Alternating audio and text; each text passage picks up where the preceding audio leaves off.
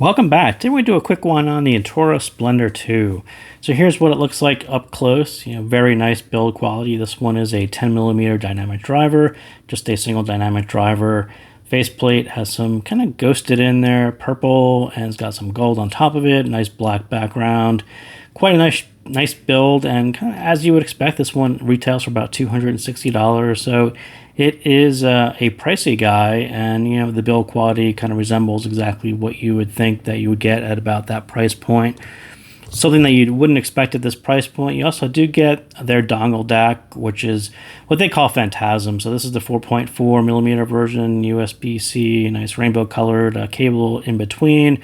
This has its own tuning, so you get one tuning using their stock cable, which is a nice black 8-core cable.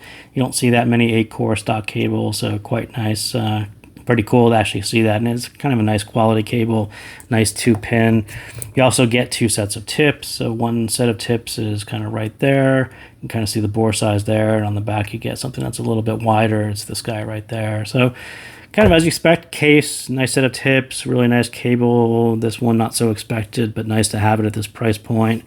So as I said, it's about $260, and I think we'll start there. And I think there is a $260 elephant in the room, right? That is a lot of money for a single dynamic driver, whether it comes from this brand or another brand. When you get into $200 or even over $100 for a single dynamic driver, it really needs to stand out in some way. And I think this one is just a lot of money for a single dynamic driver.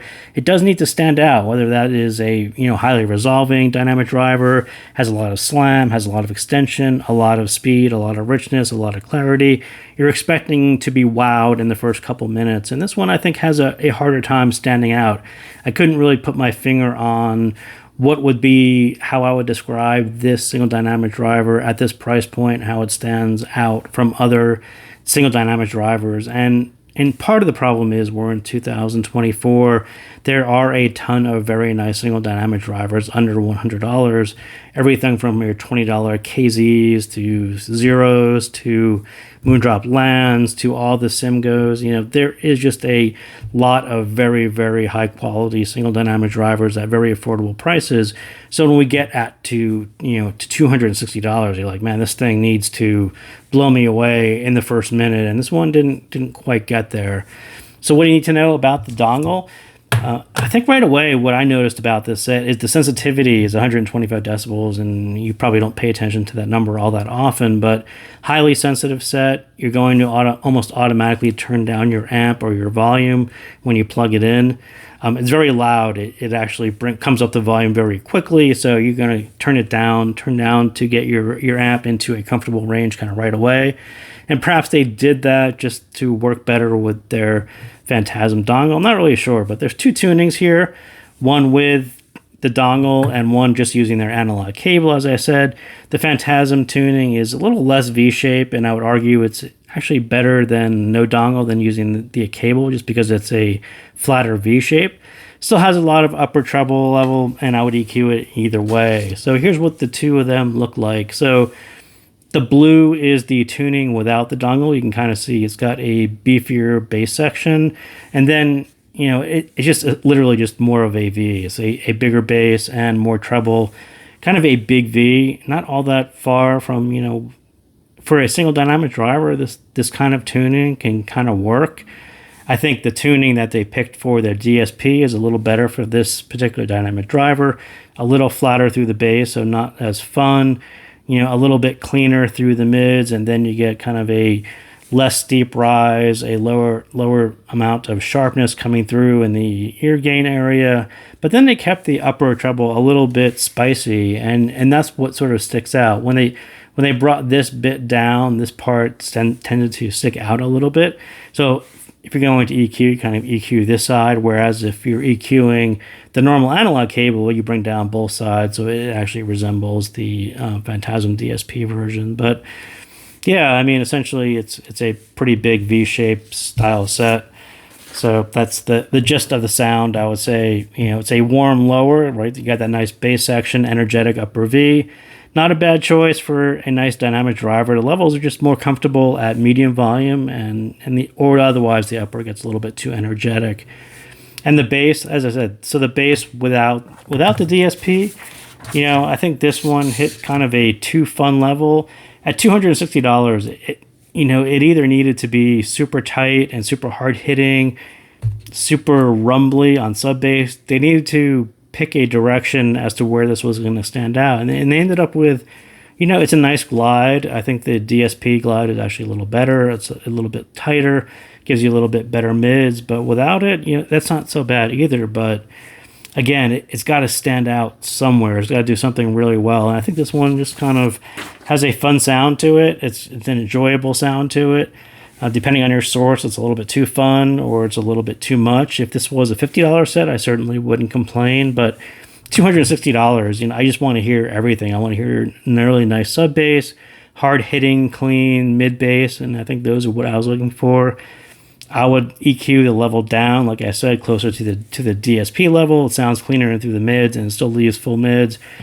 AC/DC's Thunderstruck, definitely a fun version of that song on this because of the nice bass level, but it's also a good choice for EQing levels on that V shape.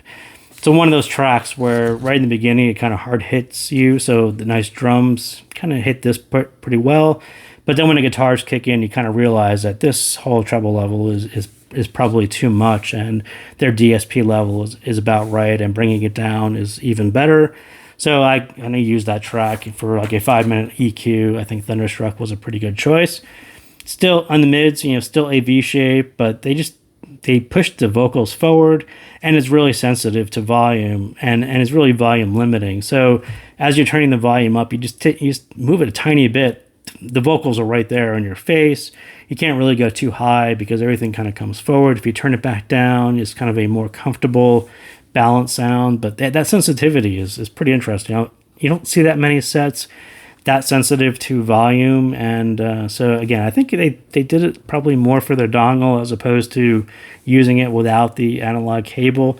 But the difficult part is you're really expecting warmer mids, and that upper mids treble, just boosted a bit higher than I was expecting.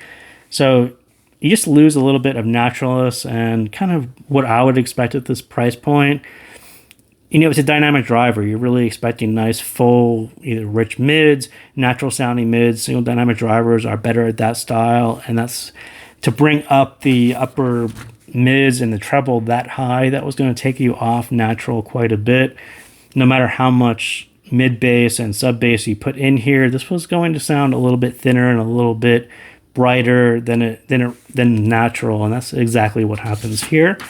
In the mids and the treble, again, boosted to a V shape, and it will get sharp and thin at higher volumes. At lower volumes, you get that idea of that bassy warm set with a nice present treble. At higher volumes, too energetic, it kind of loses that DD natural I was just talking about.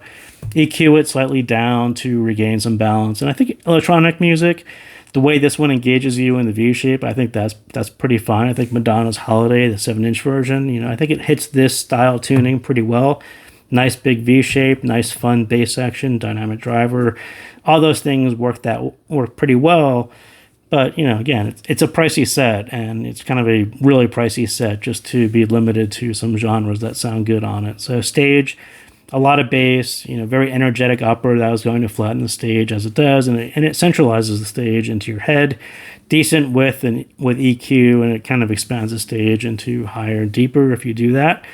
And the regular cable, this is sort of where I ended up with the regular cable on EQ, and you can kind of see it essentially resembles bringing down the bass level to where the dongle is. So that's what this whole section is, essentially bringing it down to a level closer to their DSP, and then kind of keep that the same, and then same, kind of bring down the whole upper range about to where the DSP level of treble is, or bring it down if that's more comfortable for you. But yeah, essentially my EQ would be basically the same thing you did on DSP, but just tweak the DSP so it actually drops down the upper treble into a more comfortable range as well. So thank you guys again for tuning in, and I will see you next time.